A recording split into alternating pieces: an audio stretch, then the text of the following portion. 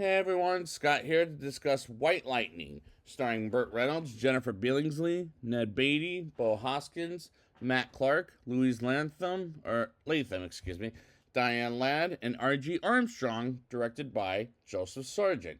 Now, I've never seen this movie before, so let's just see how this goes. Let's get into it.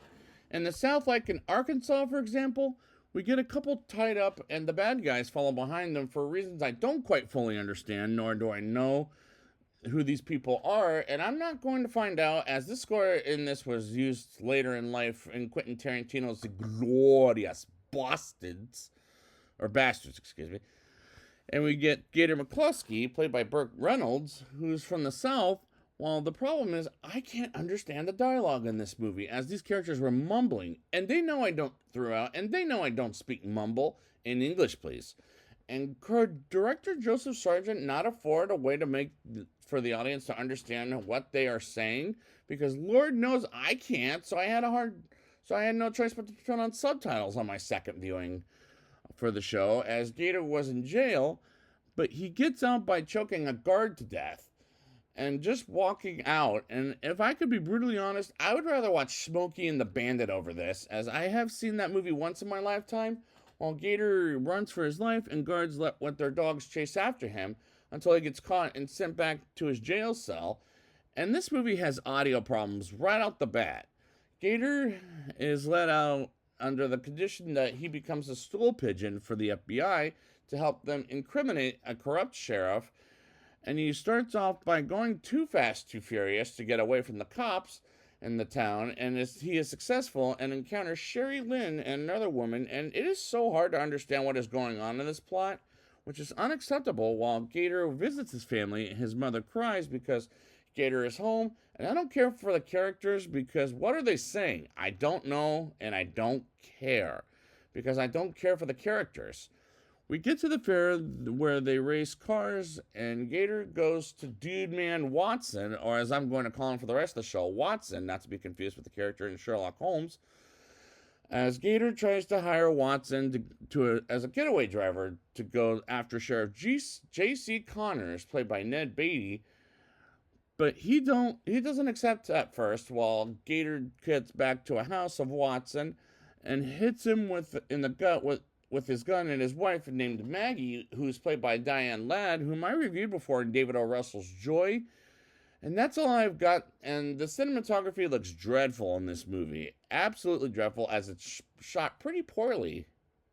Watson brings Gator to the pool house and talk over the pain, and hires a few more people like Rebel Roy Boone, played by Bo Hoskins, for example, to take care of Sheriff Connors, as Gator drives and they encounter Sheriff Connors while Gator speeds up and Connors tells him to slow it down.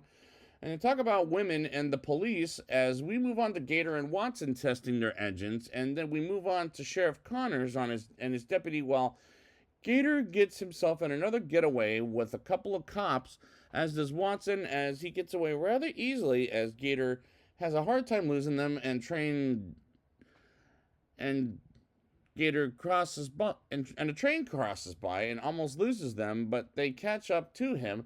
And this chase sequence is going on for a bit too long, until eventually Gator loses them in the boat, in which the cops can't fit on because it's too far, as the editing is poorly put together, as this movie is an hour and 41 minutes, and I honestly felt the length. Gator meets a woman named Lou, played by Jennifer Billingsley, who happens to be Watson's sister, and nighttime comes as they're smooching, and I can't tell if they're having this chemistry, despite they mumble a heck of a lot.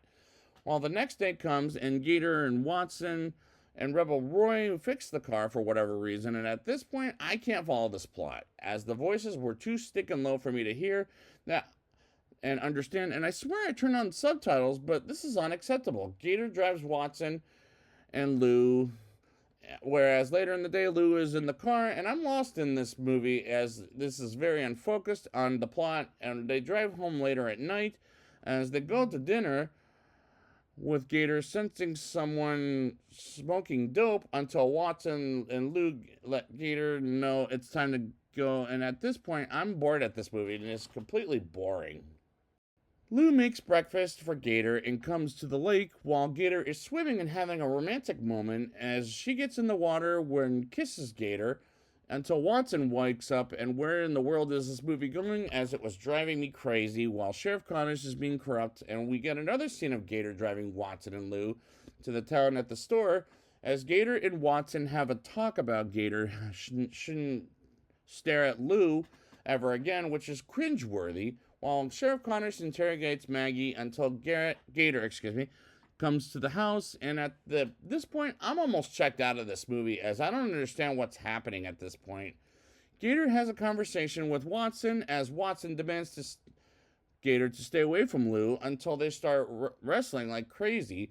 And I get the impression Watson and Lou are brother and sister, like I said before, while Sheriff Connors asks Gator's parents where Gator is at, and they don't know, just like Maggie doesn't know where Watson is, as Sheriff Connors and the prison guards fight off Gator against Gator as Gator is knocked out and taken back to jail almost. And why is this movie going nowhere at this point, as I'm checked out of the movie at this point? Gator finds a way to escape and brings Lou with him. And what happened to Watson? I don't know, and I don't care. No, he got killed, on second thought. As I'm already checked out, as Gator is in his place for women, and Lou is with him, while his eye is all bandaged. And we move on to a cemetery, and that's where I learned Watson is dead, and that was confusing enough as it is. While Sheriff Connors is there looking for Gator and Lou, while a woman had a baby while Gator and Lou was there, and she tells Gator about what Sheriff Connors did to her. While Gator explains the story, I just want this movie to end at this point, as I feel it was dragging. And that's not a good thing at an hour and 41 minutes. Sheriff Connors looks for Gator at the place while he has to escape, and he gets out rather quickly. And we get one more chase sequence between Gator and Sheriff Connors, and that was taking too long until he escapes as Sheriff Connors wants to go after Gator, but Gator comes back and passes by him twice, and Gator stops the car and Sheriff Connors jumps into the water, and the police car sinks, and Sheriff Connors has a funeral, and the climax never made me want to watch this movie ever again. And I wanted to go back to Smokey and the Bandit, as this movie was so bad. And how bad was it? Let's talk about it in a rating. I'll give this movie a 2.1 out of 10. I would rather watch Smokey and the Bandit than this movie, as I have seen Smokey and the Bandit once in my lifetime, and it's definitely better than this movie, where this has audio problems. And that on my second viewing, I had to turn on subtitles, and that was unacceptable. And it is a good thing later in life, Quentin Tarantino would recycle the score in his movie Inglourious Basterds. But right off the bat, this movie is bad for sure. It is so hard to understand what is going on in this plot. And what are the characters saying? I don't know, and I don't care for any of them. And the cinematography is dreadful in this movie. Absolutely dreadful, as it's shot pretty poorly, and the editing is poorly put together. And this movie is an hour and 41 minutes, and I honestly felt the length. There were times the movie dragged things on for a bit too long, while the mumbling was driving me crazy throughout, to a point that I can't tell if the characters have chemistry or not, as this is a solid non-recommendation for this movie, as the voices were too stinking low for me to hear. But I swear I turned on subtitles on my note-taking viewing, but this is unacceptable, like I said.